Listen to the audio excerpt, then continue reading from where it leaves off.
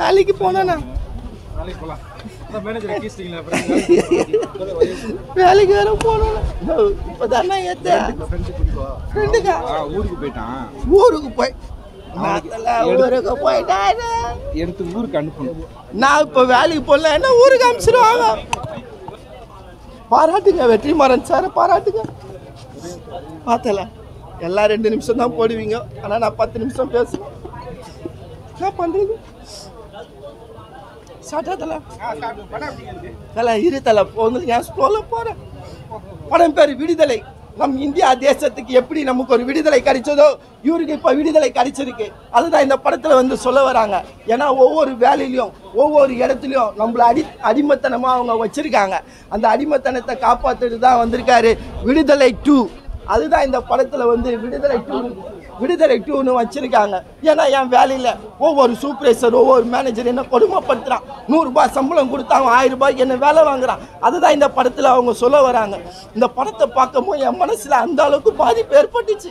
கடைசியில என் தலைவன் விஜய் சேதுபதியை வேற அவங்க சாவடிச்சு கொடுமைப்படுத்திட்டானுங்க. பாவீங்க, ரொம்ப கஷ்டமாகுது தலை. ஏதாவது கேட்கணுமா கேளுங்க. 2 பாட்டும் அருமையா இருக்கு தலை. நம்ம இந்த பாட்டை ஃபர்ஸ்ட் ஹாஃப் செகண்ட் ஹாஃப்லாம் லேகே இல்லை.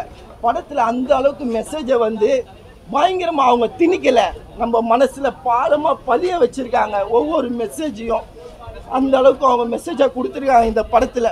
ஏன்னா படத்தில் போரே இல்லை. ஏன்னா அதில் தான் இளையராஜா சார் பூந்துட்டார் உள்ள.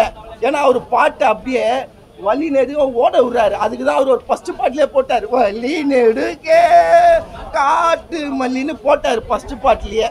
அந்த அளவுக்கு அருமையான மியூசிக்காக அவர் கொடுத்துருக்காரு ஐயா இளையராஜா ஐயா. ஆனால் அவருக்கு பாட்டு நம்ம எங்கன்னா போட்டால் காப்பி ரைட்ஸ் கொடுத்துட்றாங்க. என்ன பண்ணுறது?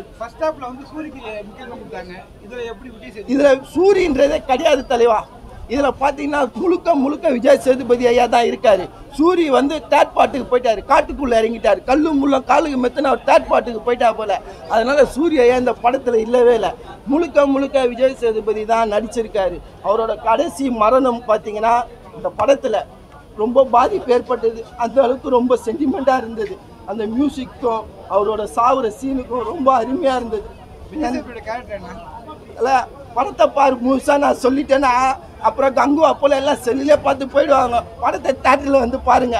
ஏன்னா முழுக்க நான் ரிவ்யூ கொடுத்தேன்னா படத்தை யாரும் வந்து பார்க்க மாட்டாங்க. பெஸ்ட் ஆக்டர் விஜய் சேதுபதி ஐயா, அடுத்து நம்ம டைரக்டர் சொல்லலாம், அதுக்கப்புறம் இளையராஜா ஐயா சொல்லலாம். இவங்க தான் இந்த படத்துக்கான முழு பேச்சு. இதோட என் மூச்சு முடிகிறது. நன்றி, வணக்கம். வாவீங்களா எடுத்துக்கலாம்.